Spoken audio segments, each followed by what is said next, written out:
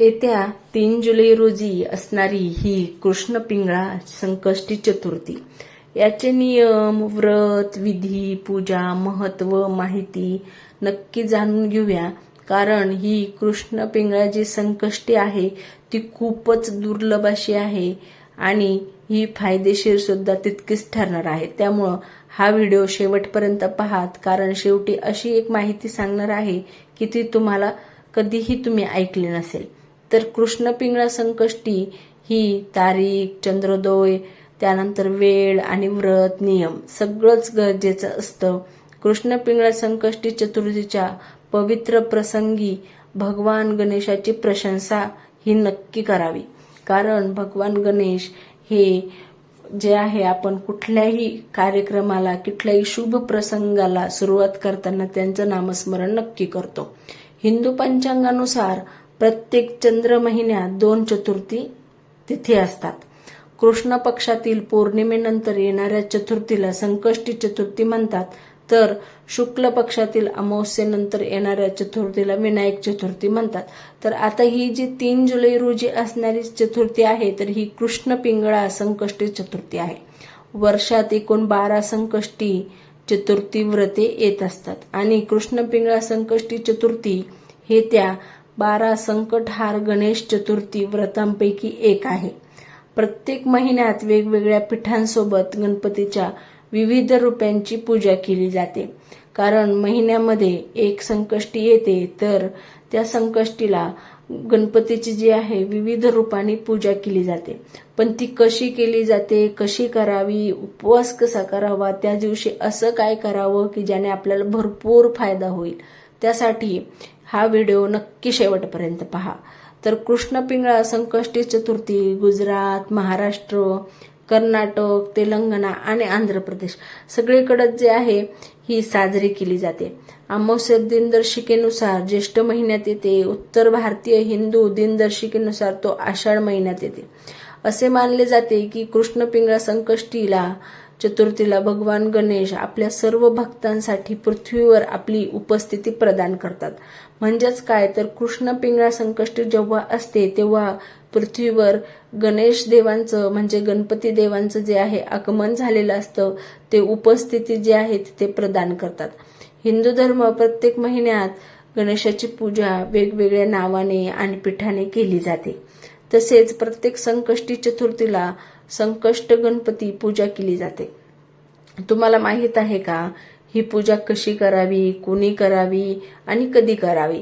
तर प्रत्येक संकष्टी चतुर्थीची वेगवेगळ्या कथा निगडीत आहेत। पारंपरिक कथांनुसार याच दिवशी भगवान शिवाने गणपतीला सर्वोच्च देव म्हणून घोषित केले होते। तर ही कथा तुम्हाला माहितीच असेल की भगवान शिवांच्या हाताने गणपती देवाला जे आहे हानी झालेली होती आणि त्यानंतर मग गणपतीला सर्वोच्च देव म्हणून हे सुद्धा भगवान शिवाने म्हणजे भगवान महादेवानेच घोषित केले होते।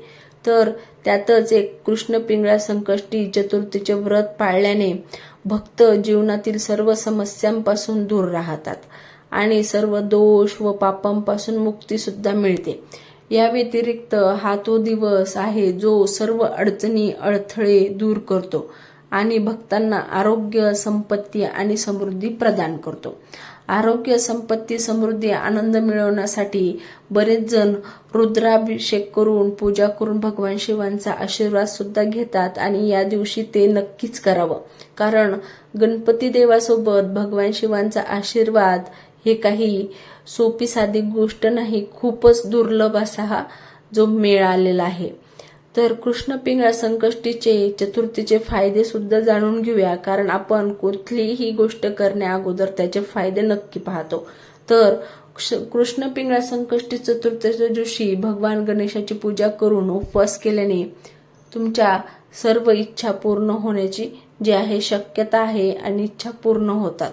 भगवान गणेश तुमच्या मार्गात येणाऱ्या सर्व नकारात्मक शक्ती नाहीशा करतील आणि जीवनातील अडथळ्यांवर मात करण्यास तुम्हाला मदत करतील।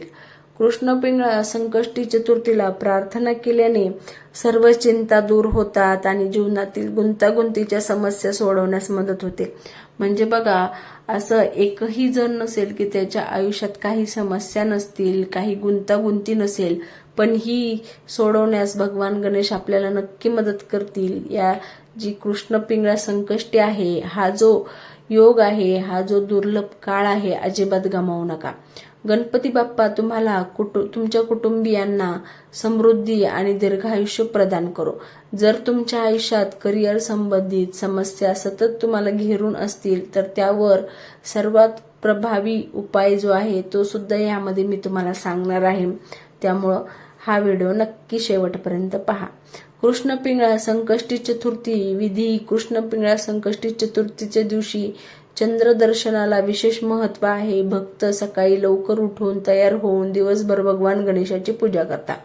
आता बरेच जण जे आहे जॉबवर जाणारे असतात, बरेच जणांना काम असतं, तर दिवसभर अशी भगवान गणेशाची पूजा करणं हे खूप दुर्लभ आहे. पण आपल्याला जितका वेळ शक्य असेल तितकी आपण ही गणेश भगवानाची पूजा करू शकतो.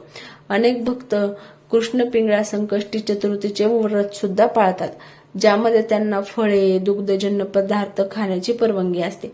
पण संकष्टीला फळे, दुग्धजन्य खाण्याची परवानगी जरी असली तरी सुद्धा जे आहे ही जी व्रत आहे फक्त फळांवर वगैरे जरी केलं ना तरी सुद्धा खूप सुंदर फायदा मिळतो.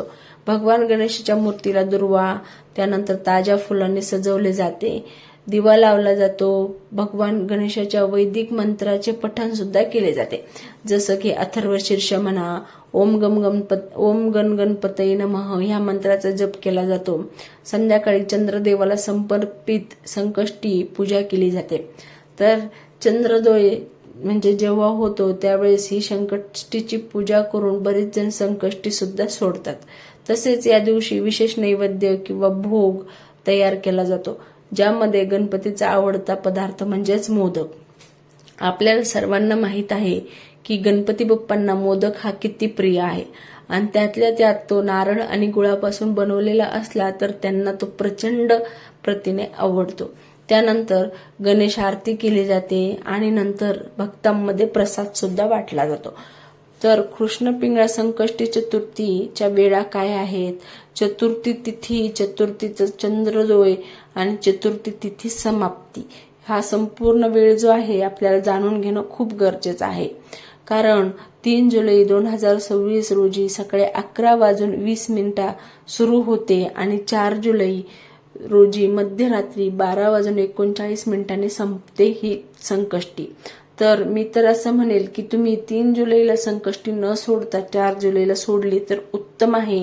कारण संकष्टी जेव्हा संपते तेव्हाच हा जो व्रत आहे तो सोडवायचा असतो. कृष्ण पिंगळा संकष्टी चतुर्थीचे महत्व आणि जे आहे हे दुर्लभ योग. कृष्ण पिंगळा संकष्टी चतुर्थीला विशेष महत्व आहे, कारण असे मानले जाते की या दिवशी भगवान आपल्या भक्तांसाठी पृथ्वीवर अवतरत असतात आणि हे व्रत पाळल्याने भक्तांना समस्यावर मात करण्यास, अडचणी दूर करण्यास आणि आरोग्य, धन व समृद्धी प्राप्त करण्यास मदत करतात. तर हे जे आपले गणपती बाप्पा असतात, गणपती बाप्पा हे लहानांपासून मोठ्यांपर्यंतचे आवडते जे आहे देव आहे आणि आवडते हे गणपती बाप्पा. तर हे या दिवशी धर्तीवर जे आहे अवतरित होतात कुठल्या ना कुठल्या रूपामध्ये. तर या दिवशी तुम्ही हवं तितकं दान करू शकता, गाईला जे आहे ताजं अन्न खाऊ घालू शकता. कृष्ण पिंगळा संकष्टी चतुर्थी कशी साजरी केली? भक्त व्रत पाळतात, गणपतीची पूजा, संकष्टी पूजा करतात, मूर्तीला दुर्वा फुलांनी सजवतात आणि मोदकासहित विशेष नैवेद्य तयार केला जातो. गणेश आरती केली जाते, प्रसाद वाटला जातो. तर संकल्प कसा करावा? तर संकल्प करण्याची सुद्धा योग्य माहिती तुम्हाला सांगत आहे.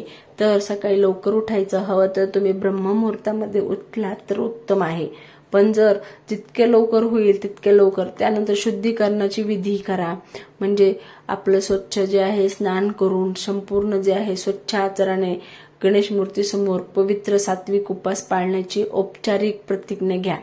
त्यानंतर सायंकाळी देवघर स्वच्छ करून, म्हणजे देवघर जे आहे व्यवस्थित करून तिथे शुद्ध गाईच्या तुपाचा दिवा लावा. त्यानंतर सकाळीच आपण जे आहे गणपती बाप्पांना ताजी फुलं, दुर्वा हे सुद्धा वाहू शकतो. त्यानंतर चंदनाचा लेप, मोदक किंवा लाडू यासारखे गोड पदार्थ अर्पण करा.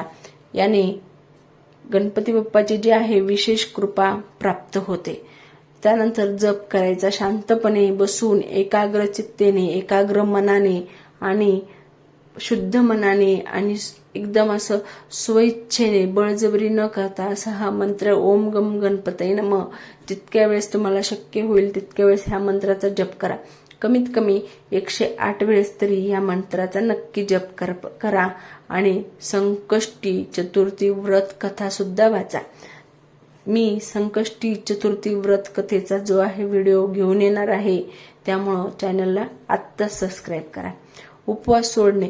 निर्धारित वेळी चंद्र उगवल्यावर पाणी, दूध आणि तांदळाचे मिश्रण वापरून चंद्राला दिशेने अर्घ्य द्यावे. म्हणजे काय तर पाणीमध्ये थोडंसं दूध, अक्षदा ते घालून जे आहे चंद्राला अर्घ्य अर्पण करणे.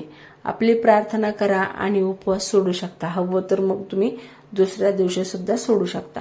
कृष्ण पिंगळा संकष्टी चतुर्थीचे फायदे.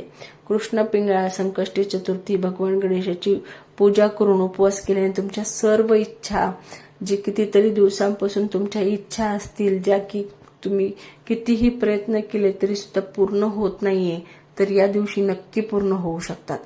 भगवान गणेश तुमच्या मार्गात येणाऱ्या सर्व नकारात्मक शक्ती नाहीशा करतील आणि जीवनातील अडथळ्यांवर मात करण्यास तुम्हाला मदत करतील.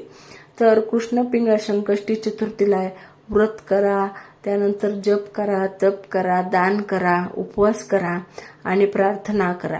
हे सर्व केल्याने तुमच्या चिंता दूर होतात आणि जीवनातील गुंतागुंतीची जी समस्या आहे त्या सुद्धा सोडल्या जातात. म्हणजे स्वतः गणपती बाप्पा अवतरित होऊन तुम्हाला मदत करण्याचा प्रयत्न करतात, जर तुम्ही मनोभावे व्रत केलं तर.